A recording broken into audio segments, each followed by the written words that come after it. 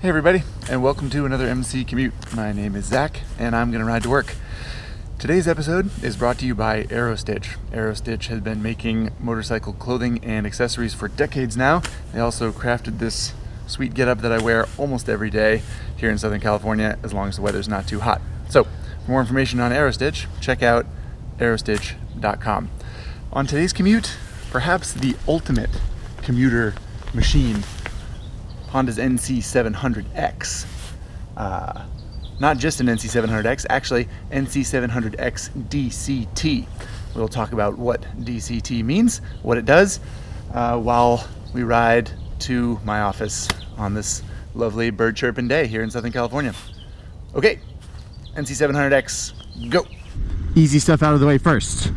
670cc parallel twin, all laid down to keep the center of gravity low, and also acquire some other fringe benefits that we'll talk about in a little bit. Someone told me one time that that the NC700 engine is basically a Honda Fit car engine, that they just sort of lop two cylinders off and then put it in a motorcycle. And when you consider that it might be a car engine, it kind of makes sense, because it feels kind of big and lumbering and sort of torquey. That's the engine dynamic, that is. It's sort of slow to rev. It feels like two cylinders from a car engine. And it only revs to 6,500 RPM, so there you have it. The big trick that this NC700 does is it has DCT, which some of you are familiar with that terminology from the automotive industry, whether it's a Golf or a Lamborghini or something. Dual clutch transmission. And in the case of the NC700, it's automatic, so there's no clutch lever. Yeah, so it's essentially an automatic transmission for a motorcycle, which is not a first or anything, but it's pretty cool. And there are multiple modes, which I'll go over in a little bit more detail. I'll try not to spend too much time on the transmission and such, because it could really sort of dominate the conversation if I'm not careful. But it is sort of the, I don't know, it's the big show about this bike. This is a 2016 that I'm riding. In 2017 there's a different colorway. It got red, but in 2016 they updated the bike. It's got a taller windscreen. It's got these little spines on the tank that are supposed to be for attaching luggage. They also updated the DCT software. It's like a little bit more refined, and got different exhaust pipe, LED taillight.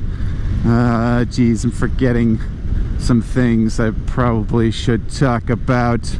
I think the frunk, the storage compartment here got a little bigger, which we'll talk about in a minute. Anywho, yeah, so it got some updates in 2016, and the 2017 bike is the same as this, just has different color available, and it's $200 more expensive for what it's worth. Moving right along. Riding position is very agreeable, as you would sort of expect with this bike. It's geared toward what we say, new and returning riders is usually the term we use at the magazine.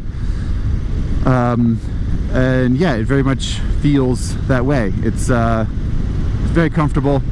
This handlebar is in a sort of very upright position. The seat is a little low for my taste.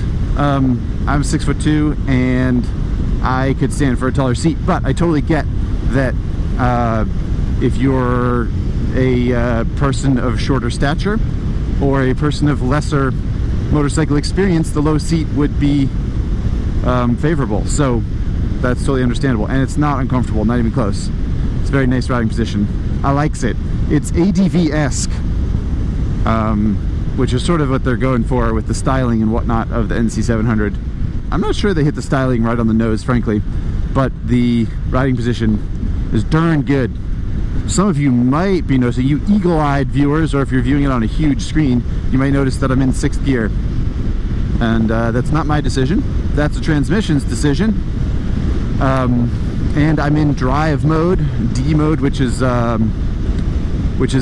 set up for, it should really be called Eco, is what it should be called, because it's set up for maximum gas mileage.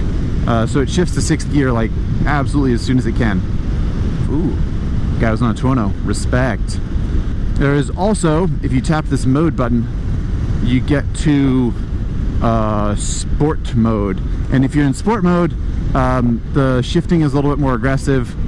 It holds gears longer, and yeah, it keeps the RPMs higher in general.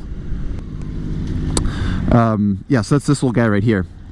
You can see it's got a D and an S on it. I hope you can see that. And if you do that, it switches from D to S. And if you hold it down, you can go in between 3 modes of S. So sport has 3 different levels of aggression, I suppose. I prefer level 1 because I like the sport mode. I like the transmission being a little bit more aggressive, but in sport number 3, it just seems a little too on edge for me. And yeah, this dash, keep an eye on this dash. I'll try and give you a close-up on the dash, but the bar tack is like it changes color when you rev it. It goes like red and blue, and yeah, it's particularly enticing at night. It's very psychedelic. It has something to do with how high you're revving. I can't quite tell what it's exactly related to, but it's pretty fun. And the rest of the dash, the usual mumbo jumbo, you know, trip meters, speedo right in the middle, nice and big, gear position indicator, fuel gauge, clock, all the usual stuffs that you'd expect. Very simple, but easy to read. And the tack, frankly, I mean, it doesn't really matter what RPM you're at on this bike. First of all, if you have it in automatic mode, then it's making those decisions for you. So the tack isn't really, it's just for reference. It's not anything you can do about it. If you don't want to be in automatic mode, I could just sense you guys had that question. What does he mean if you're in automatic mode? You can pull this little trigger up here and it goes to manual mode. And now I can bounce it off the rev limiter if I want to. I can shift with these little paddles over here. Index finger for upshifts. And this little thumb button down here, just below the blinker cancel switch, to downshift. And we're gonna have to downshift here in a hot second. So we'll get you a sweet little demo of that. Here we go, 6th, 5th, 4th, 3rd, 2nd, 1st. And then when you come to a stop, you don't have to pull in the clutch. The automatic clutch does that for you. It's pretty cool. So yeah, you can control exactly how you shift if you want to do that. I want to put it back in sport mode because I kind of prefer, since I'm talking to you guys, and I mean, I'm on an automatic motorcycle, I might as well take advantage of it, right? But yeah, the manual's nice. If you're going to ride in a canyon or something like that, you could control what gear you're in. It also has this little thing. And want to take a guess what that is? Parking brake. Not something you often see on a motorcycle, but since the NC700 does not have a transmission that you can select a gear on when you're stopped or parked or whatever. So if you park on a hill, you can yank the e-brake, it won't move, and then you press this little button to release it. It's full of tricks, this little guy, let me tell you. Spicy Porsche right there. Sweet. Look at those brake rotors. Holy crap. Spicy. These calipers are like, I don't know what. It's like a boat anchor. God damn. Last thing about the transmission for now, you can also, when you're in sport mode, which is automatic mode, you can hit the paddle shifters and suggest a shift. And the transmission usually does what you want it to. So if you want it to upshift, you can pull the trigger and it'll upshift, which is kind of cool. It does not give you complete control as manual mode does, but it's still satisfying. It still works pretty well.